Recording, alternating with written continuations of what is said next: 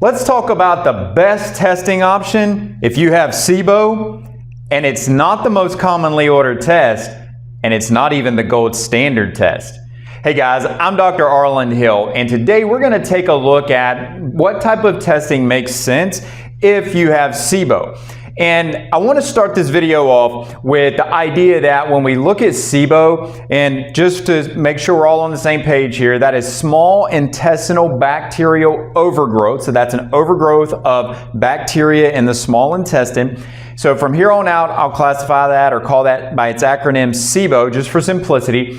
But when we look at the eradication of SIBO, reducing that overgrowth, guys, that's step one. That's just the first step in the process. So we want to take a much longer viewpoint on this. So I'm going to frame everything with the testing in that mindset. So what are the two tests that are most commonly recommended? Well, number one is going to be the breath test. Now, if you haven't had an opportunity to understand or look at the video that I shot that goes through some of the limitations, many of the limitations around breath testing and why I don't think that is the best option, then make sure you take a look at that so you can help understand what I'm sharing with you here. Now, the gold standard test, the upper GI aspirate, right? Just literally taking a sample directly from the small intestine. It's an invasive test. Guys, listen, we're not signing up for that. We need something far more simplistic, and regardless, again, long-term mindset here, neither one of those tests, breath test or taking that aspirate, that sample from the small intestine,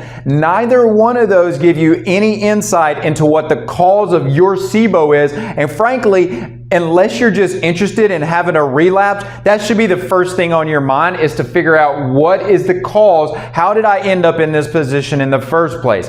So, as it relates to testing, how do we get there? How do we start to answer these questions and do something that is also going to provide us useful insight into dealing with the overgrowth specifically? The short answer to that question is we want to do a stool test. Now, I'm going to be upfront about this and say that stool testing is not it's not that it's not recommended in the medical literature. It's just that it's not talked about as the primary option in the literature. Typically, breath testing is talked about. That, again, that upper GI aspirate is talked about. But again, I've shared with you these limitations. I want you to have the long viewpoint on this. I want you to understand causes. So when we do a good stool test, what we're able to get is microbial information that's going to tell us about your overgrowth. We're going to set up the ability based on that information to eradicate, reduce those numbers, get your small intestinal bacterial numbers back under control. But here's the key point about this. What that stool test is going to tell us is it's going to provide information about how you're secreting acid. Potentially, is there a bacterial infection that is inhibiting your production of acid? It's going to give insight into your pancreatic enzyme production. It's also going to give insight into whether or not you have fat in your stool, which directly speaks to the amount of bile that you're secreting from the gallbladder. And it can give us some indirect insight into the motility of the bowels, although a conversation with your provider should pretty much get them on point of how to help you in that department. So the point being is that if we can address the core area of dysfunction, one of those limitations, lack of acid production, lack of enzyme production, lack of bile secretion, or impairments in motility, that is what's going to give you long-term resolution here. Here's a statistic for you that I think you absolutely have to wrap your head around, is that 44% of individuals with SIBO relapse within 9 months.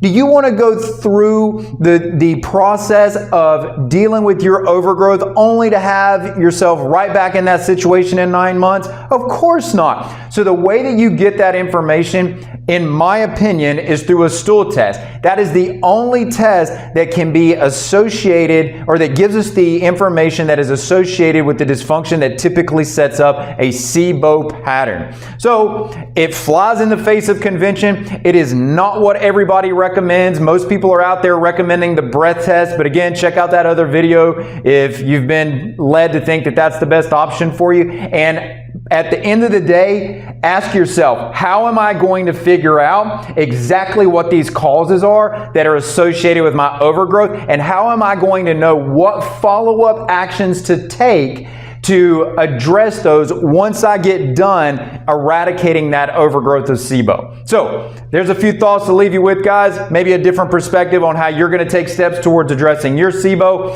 And hey, just come back. I'll continue to share more information with you on this subject. I'm Dr. Arland Hill. Until next time.